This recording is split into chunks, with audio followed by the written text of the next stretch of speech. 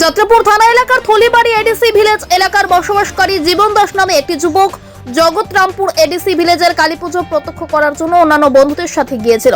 রাতে আর ফিরে বাড়িতে আসেনি। পরের দিন সকালবেলায় নজরে আসে একটি রাবার গাছের সাথে ঝুলন্ত অবস্থায়।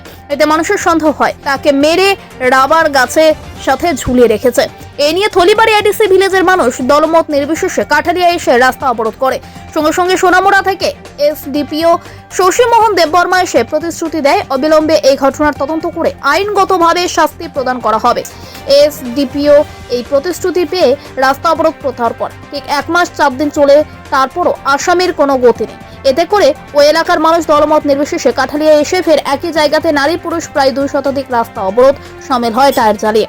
অবরোধ শুরু হওয়ার 1.5 ঘন্টা পর এসডিপিও এবং ওসি অন্যান্য এক ঝাঁক পুলিশকে সঙ্গে নিয়ে অবরোধকারীদের সাথে এখনো আলোচনা চলছে, কিন্তু কিভাবে সুরাহা হবে সেটা হয়তো বোঝা মুশকিল। আমরা মাইকের সাথে একজন মানে অর্থজনক হত্যা করতে পারি। আমরা কি নাম তার? জীবন দাস ছেলে। আমরা 1 মাস আগে এভাবে রাস্তা অবরোধ করছিলাম। শুরু হয়েছি না, আমরা অনেকবার কথাবার্তা কইছি।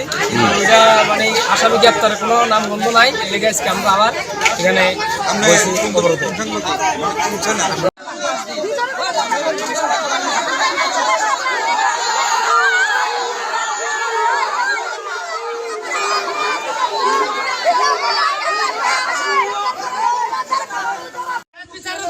যাত্রাপুর থানার পুলিশ চোর, যাত্রাপুর থানা ঘুষ খাইয়া লাগছে, ঘুষ খাইয়া লাগছে, যাত্রাপুর থানার পুলিশ ঘুষ খাইয়া লাগছে।